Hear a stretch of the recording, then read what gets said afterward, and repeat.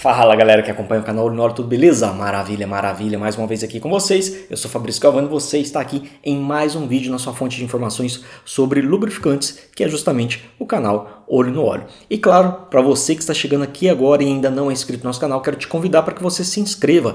Clique no botãozinho aqui abaixo, inscreva-se e já de quebra ative o sininho para sempre receber notificações de quando a gente posta um vídeo novo para você aqui no YouTube. Se você não clicar no sininho, o YouTube não notifica você não fica sabendo que tem um vídeo novo exclusivo para você toda semana aqui no canal Olho no Olho, beleza? Então vamos para o que interessa nesse vídeo de hoje. A gente veio aqui para falar com respeito ao que a análise de lubrificante pode proporcionar para você, né, no acompanhamento, né, de um fluido de transmissão automática. Né? Para quem já acompanha o canal sabe que eu faço um acompanhamento, né, desde zero no veículo HR-V, né, um Honda 2017, onde eu faço acompanhamento de motor e transmissão automática, que no caso é uma transmissão CVT. Eu fiz análise dessa transmissão com 20 mil quilômetros, tá ok?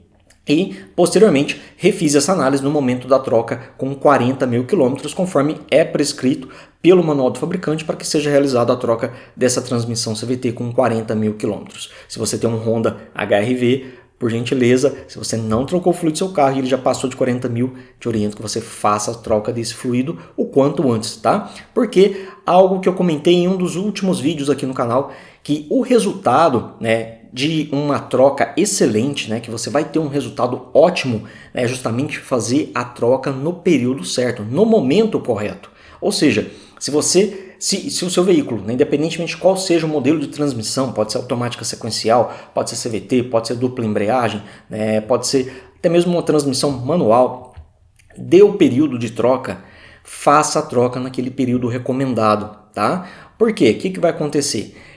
Você vai ter um resultado muito melhor do que quando você passa do período de troca. E aqui fica uma dica para você que muitos proprietários vacilam, que é justamente se ficar na ilusão de que trocas de transmissão automática, ou até mesmo de câmbios manuais, se realizam com aquela quilometragem que muitas vezes ele encontra lá no manual. Grande maioria das montadoras indica trocas com 100, 80 mil quilômetros. Porém, um fator muito relevante que pouca gente considera é justamente a forma de uso do veículo. Né? Lá, para esse período de troca de 80 ou 100 mil quilômetros, é considerado um regime de uso normal. A maioria da frota, hoje em dia, é utilizada no regime severo. Então você corta pela metade aquilo que está indicado lá no manual. Se está indicado 80, você tem que trocar com 40 mil quilômetros. Tá ok? Se você deixar rodar 80, o óleo vai chegar até lá, mas vai chegar numa condição péssima. O desgaste vai ser acelerado e você só vai ter um resultado ótimo, igual eu tive nesse caso, né, de fazer uma troca completa com auxílio de máquina, trocamos filtros, realizamos flush, né, então a gente teve tudo de melhor justamente porque a troca foi realizada no tempo correto. E você pode olhar aí pelas imagens que eu vou estar colocando para vocês aí na tela, que antes da troca ele estava um fluido, né, escuro, né, visualmente, mas se a gente fizesse um teste de translucidez, a gente ia notar que ele estava um óleo ainda com translucidez muito boa. Tá? Diferentemente de alguns casos que eu chego a pegar, né, referente à troca de fluido de transmissão automática, né, porque eu trabalho com esse tipo de manutenção também e eu vejo situações, né, muito precárias, né, que o fluido chega numa condição muito precária porque ele passou muito do período de troca. Então o segredo é trocar no período correto. Tá? E claro, se possível faça trocas completas. Se tem filtro e é possível a troca, troque esse filtro. Então vim aqui para trazer informações que a análise de fluido pode trazer para a gente, né, referente a um fluido de transmissão automática. E o que a gente vê, né, eu elenquei aqui 3 pontos principais falando desse tipo de fluido, desse tipo de análise na transmissão automática. Então a gente tem aqui, né, informações referente ao desgaste do componente, né, onde que a gente analisa ali partículas em ppm, né, desse fluido, ou melhor, neste fluido, né, que ele apresenta ali de componentes como ferro, cobre e alumínio principalmente. Né, são os 3 elementos de desgaste que se apresentam com maior relevância falando dessa transmissão CVT. Na primeira análise ali, com 20 mil quilômetros, ela apresentava uma taxa de ppm para ferro de 45 ppm e já com 40 mil isso cresceu para 72 ppm. Ou seja, a gente nota uma evolução, um acréscimo, né, no nível de desgaste, assim como dos outros elementos, né, que eu também vou falar para vocês aqui, no caso do cobre, que era 11, passou para 16, né, o cobre ali, ele está composto em metal, é feito de ligas metálicas macias, né, que estão ali presentes em buchas principalmente. O alumínio era 10 ppm, ele praticamente dobrou para 19 ppm. Então a gente nota que teve um crescimento em todos esses elementos, né? São os principais aqui, tá, galera? Eu tô pegando bem direto ao ponto aqui, né, para a gente trazer as informações de uma forma bem rápida para vocês dessa análise. Outro ponto importante, né, que a gente nota é que essas partículas iniciais que a gente falou agora, né, ferro, cobre e alumínio, eles são partículas de menores tamanhos, né, de microns menores do que 10, né, partículas menores do que 10 microns é onde que avalia esse tipo de resultado. Existe uma outra análise aqui dentro, né, dos resultados apresentados pelo laboratório ALS, né, no qual a gente faz a análise de fluido juntamente ao laboratório ALS Global, e é referente ao teste chamado PQI. Né? Esse teste PQI ele avalia partículas de ferro que são maiores do que 10 microns. Então a gente nota que para essa análise ela manteve-se estável, ou seja, partículas grandes não foram encontradas, né? Não teve um acréscimo, um crescimento dessas partículas grandes. O resultado ali foi um resultado estável no número 8. E segundo o laboratório, esse fluido, né, se encontra em condições normais, né, tanto para os resultados não teve nenhum ponto crítico, né, tanto de desgaste quanto da condição do fluido, tá ok? Então, o que a gente pode falar um pouco mais com respeito aqui a esse fluido é justamente com respeito à condição desse fluido, né, a condição dele apresentando ali a sua viscosidade a 100 graus Celsius. Como que foi o comportamento desse fluido.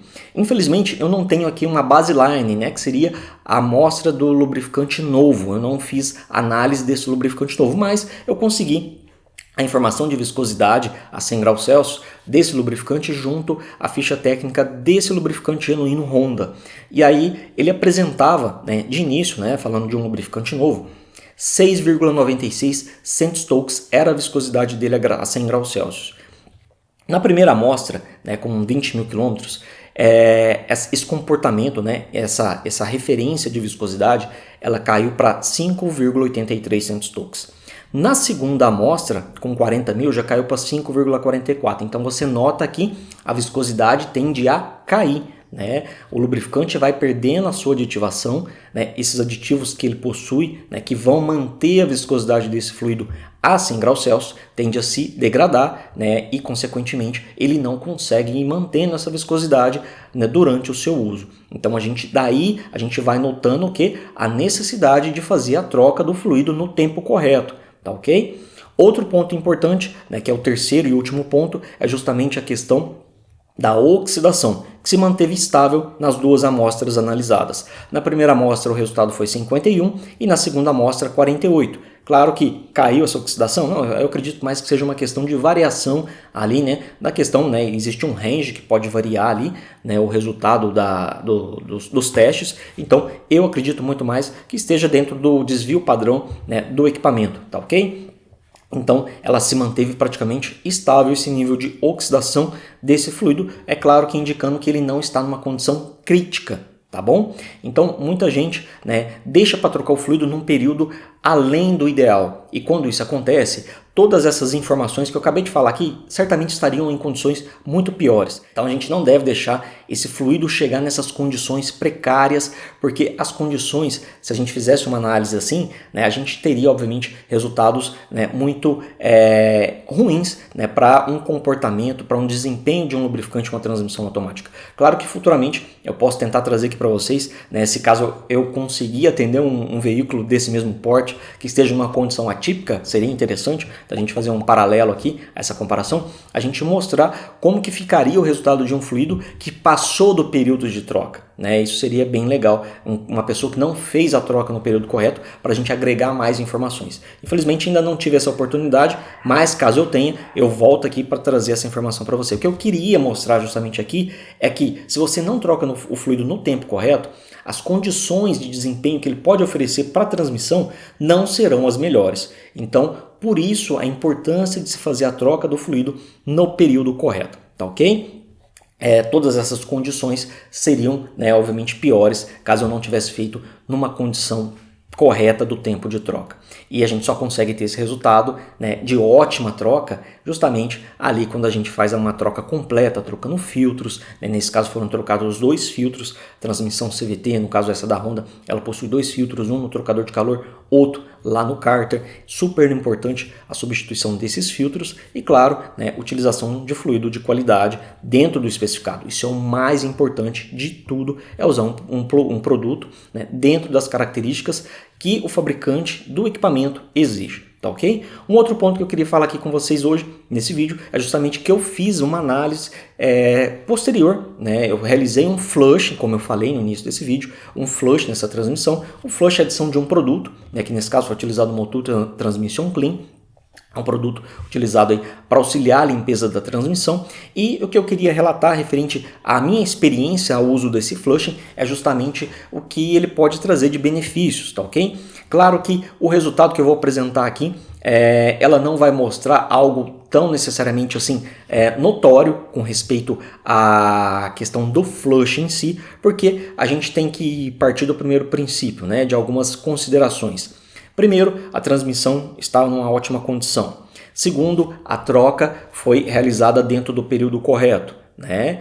Terceiro, alguns fatores influenciaram o resultado aqui, né, dessa nossa amostra. Por quê? Ao realizar o flushing, a gente adicionou esse produto, a gente nota que a viscosidade após a adição do produto, né, a viscosidade a 100 graus Celsius ela cai bastante, nesse caso ela caiu ali pela metade, era 5,44, né, centstokes, nessa amostra de 40 mil, antes do flushing, e depois do flushing essa viscosidade caiu para 2,47 centstokes. Então é importante deixar isso claro para vocês que a influência de um fluido, né, com viscosidade menor, obviamente dilui aquele fluido e a viscosidade dele cai. O segundo ponto que eu queria relatar é que os resultados em todos os elementos metálicos, né, foram reduzidos. Né? Por quê? Qual que é a função desse flushing lá no sistema? A função do flush é justamente solubilizar as partículas que estão ali localizadas, né, em diversos pontos, estão depositadas em vários pontos ali da transmissão. Ao fazer essa solubilização, aqui um dos fatores que pode ter influenciado esse resultado, né, que vocês estão vendo aí na tela, para esses 3 elementos comentados agora há pouco, ferro, cobre e alumínio, né, por que eles caíram após o flush?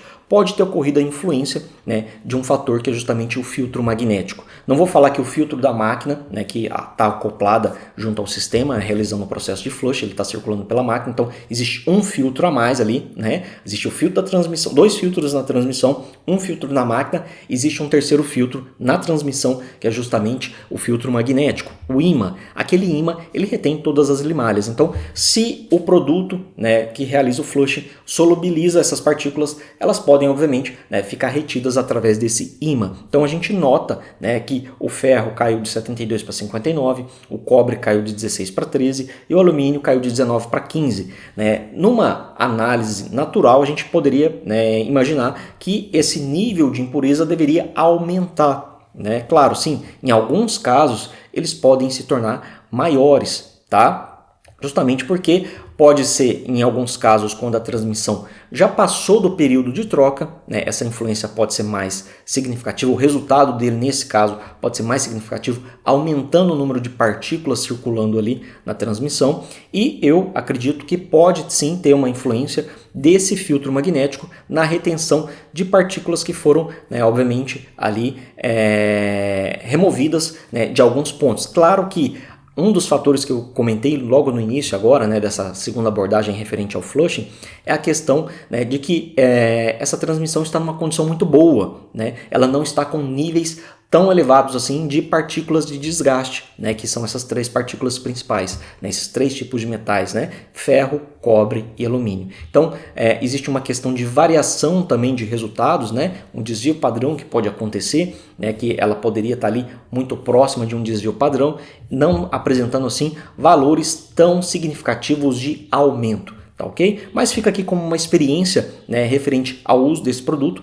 eu faço uso em transmissão, sim, desse tipo de produto, tá? Acredito no potencial que ele pode trazer para a transmissão com respeito ao auxílio da limpeza nesses casos, né? E com a troca através da máquina, sempre utilizando uma quantidade um pouco maior de fluido, isso obviamente só traz benefícios. No caso de motores, aí é uma outra conversa, né, que a gente tem que conversar num vídeo à parte, tá bom? Acho que eu já até cheguei a fazer algum vídeo referente a isso, mas se eu não fiz, futuramente a gente traz aqui um conteúdo voltado mais para essa questão do flushing de motores, tá ok? Então, era isso que eu tinha aqui para trazer hoje para vocês, falando com respeito ao que a análise de fluidos pode trazer como benefício para você acompanhar, né, a vida útil desse componente, né, que é a transmissão automática, um componente, né, de custo relativamente elevado, obviamente, né, com valor agregado muito alto no veículo. Então, se você cuida da transmissão, você cuida do seu veículo, você tem longevidade.